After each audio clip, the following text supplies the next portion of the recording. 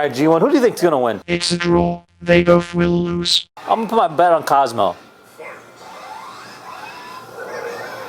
Oh!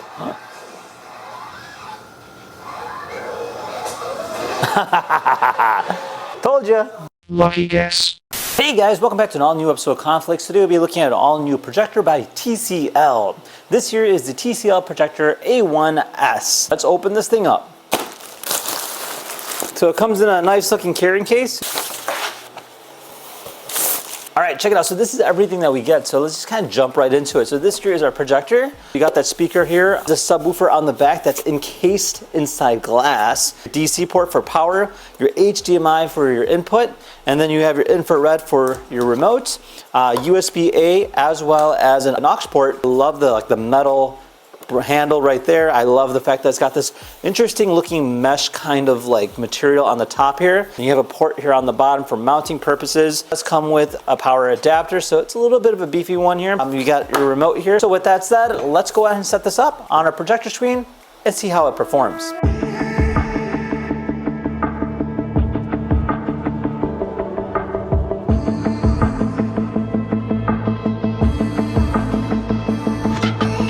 So setting up is quite simple. Right when you turn it on, it'll have an autofocus, auto keystone, auto screen in, and even an auto obstacle avoidant that actually works in action. There we are.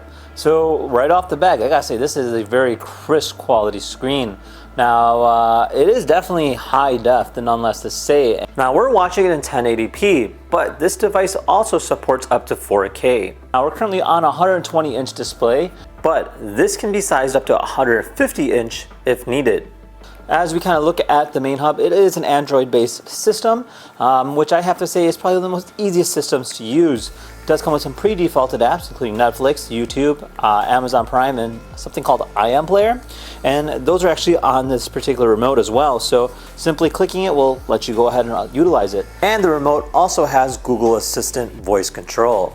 But before we go and try watching something, I just want to jump right into some of the settings here. So you can change the screensaver, you have your inputs. So if you click that there, it'll show the HDMI input there, which you can actually adjust as well. So you can, kind of connect to it and then label it based on what you want. It has a USB port on there, so you can technically use that as well in terms of an input. So you could add movies. You have your picture settings, so you can change the brightness and then as well as the picture setting in terms of mode goes. I'm always more or less a standard person when it comes to that stuff. And then of course we also have your sound, so it does have its own sound in there. Also something called AI audio, so I'm kind of curious to see how that plays out. So automatically adjusts based on what it thinks. You can connect to it via Bluetooth, so technically you can use it as a Bluetooth speaker, which is always nice. But you can also output the audio through a Bluetooth speaker, be it like a sound bar or whatever. So it does give you that extra capability, making it much more convenient to say. And then moving back here, we have a few other different settings as well. We have our display and sound, our network, privacy, accessibility, remote and accessories. This is where you'll add that sound bar if you want to connect it that way. And then of course, you have all the different parts that you can adjust here as well. So you can have it power on, so turn on Google TV, power mode, timer mode, stuff like that. So it's really nice and it gives you a lot of freedom with the different settings. And I like that a lot about that whole Android device system. So all in all, that is that. Now, as we kind of go down here, we have a live TV, so you can technically use live TV and stream different channels.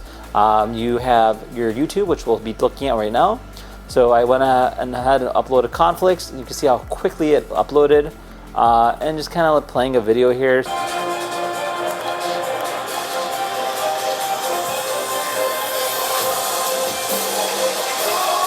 All right, audio is very clear. If I increase the volume here,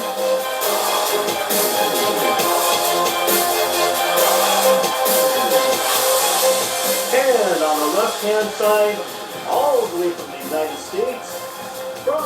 All right, yeah, no, hands down, definitely have to say that is actually a very loud speaker. I'm not even hitting 100 yet, and I have to put it back down. This also features Dolby Atmos, and I have to say it really gives you a nice immersive experience. The sound quality and the impressive bass performance is really spot on.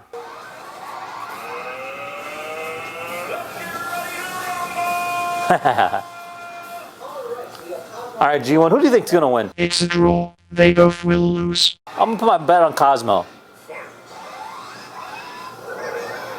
Oh!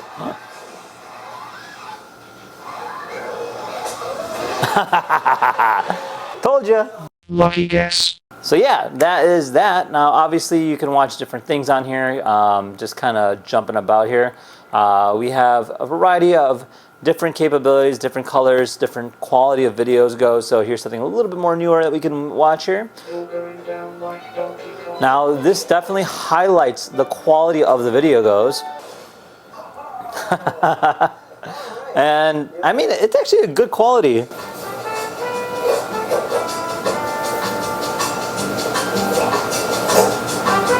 G1 back when he was just not so colorful. All right, yeah, I mean, I kind of got lost there for a second. So yeah, great quality, great audio. Something important to note is that this projector has 600 lumens. So even if it's a bright environment, it will still project perfectly. Now I'm really happy the way this is coming out. I think I can use this going forward. The only thing I wish it did have is its own built-in battery. I would love to go ahead and utilize it as a portable projector. However, it is a great in-home projector and it actually looks really cool sitting up there. And other than that, I mean, it is everything you'd want. On the remote you have Google Home, so you can technically talk to it, give it commands, things like that. Making it more personalized so you can search and control your TV with using voice, so I love that feature. So it is a smart remote as well on top of everything else. And yeah, there you guys have it. Now if you guys have any questions, comment down below. Otherwise, we will see you in the next video. Take care guys. Bye-bye.